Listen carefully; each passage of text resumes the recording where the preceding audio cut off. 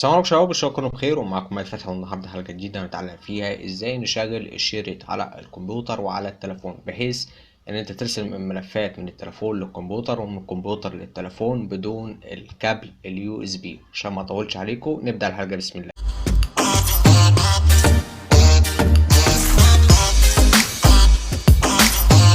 اول حاجة يا شباب هنثبت تطبيق الشريط على التليفون، وكمان هنثبت برنامج الشريط على الكمبيوتر.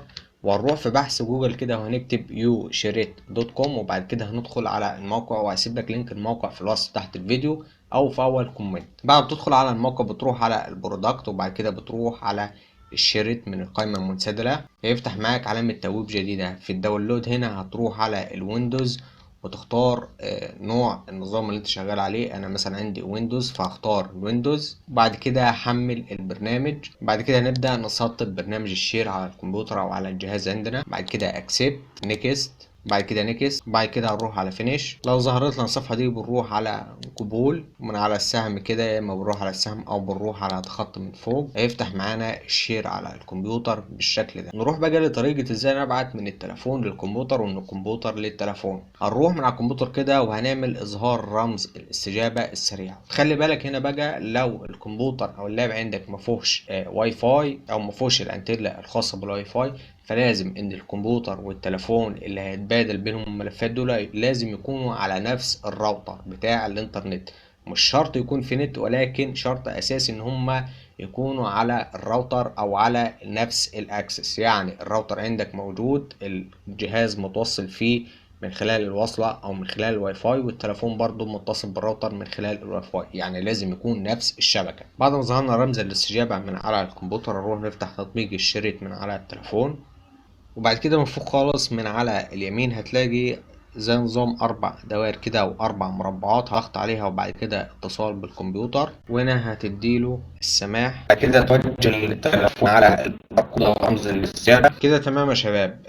كده التليفون عمل مسح لرمز الاستجابة الخاص بالكمبيوتر. كده انت دلوقتي جاهز ان انت تتبادل الملفات بين الكمبيوتر للتليفون والعكس كمان. بمعنى لو انا حبيت ان انا مثلا ابعت الملف ده للتليفون، فكل اللي عليا ان انا هسحبه كده واعمل له دروب هنا كده. انا هتلاحظ ان الملف اتبعت للتليفون. لما بدخل على التليفون اقدر ان انا افتح الملف عادي. كمان في حاجه هنا اسمها لقطات الشاشه، مثلا لما بتدوس على كده لو انت فاتح فيس او اي حاجه من على الكمبيوتر وعايز ان انت تعمل سكرين شوت كده، فممكن تحددها وهتلاقي عندك 3 اختيار من تحت، يا اما الحفظ او الالغاء او انهاء وارسال. فعلى طول السكرين اللي انت عملتها على الكمبيوتر هتتبعت على التليفون عادي جدا، وتقدر ان انت تفتح السكرين دي بعد كده. في حاجة بقى هنا الملفات والصور، ده في حالة لو انت عايز تبعت ملفات او صور او فيديوهات من الكمبيوتر للتليفون هتروح على الملفات. كمان غير الطريقة دي ممكن تروح مثلا على الملفات، الملف اللي انت عايز تبعته سواء ان كان صوت صورة فيديو، وتسحب الملف بالشكل ده. تروح على الشير وتعمل له دروب هنا كده، فهيروح على طول ان هو يتبعت للتليفون.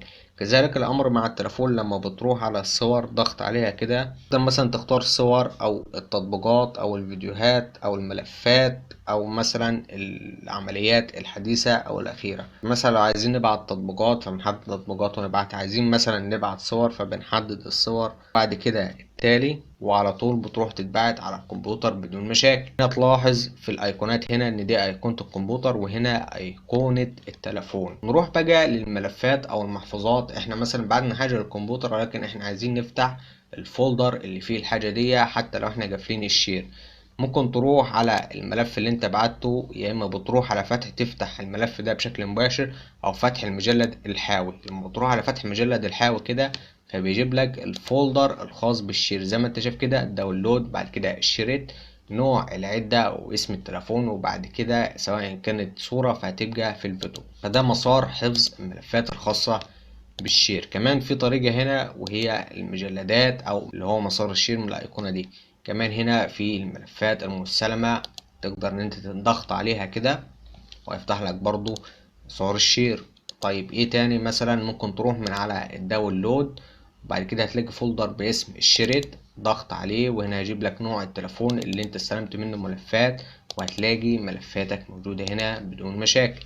طيب انت دلوقتي عايز ان انت تغير المسار ده، فلازم ان انت تعمل قطع للاتصال كده، تروح من على الثلاث شرط وبعد كده تروح للاعدادات، وهنا حفظ الملفات المتلقاة، وده المسار اللي انا قلت لك عليه اللي هو موجود في الداونلود بفولدر اسمه الشريط. عايز تغيره فبتروح تغيير وبتختار الفولدر اللي انت عايز تحفظ عليه الملفات اللي انت تستلمها من خلال الشير. كمان هنا ممكن تختار اللغة، لو ظهر عندك باللغة الإنجليزية فممكن إن أنت تعربه، أو مثلا ممكن تكتب اسم جهازك هنا بدون أي مشاكل. لحد هنا يا شباب أكون وصلت لنهاية الحلقة، إن شاء الله رب استفاد. ولو أنت جديد معانا في القناة ما تنساش تشترك في القناة وتفعل الجرس عشان توصل بالإشعارات الجديدة إن شاء الله. السلام عليكم ورحمة الله وبركاته.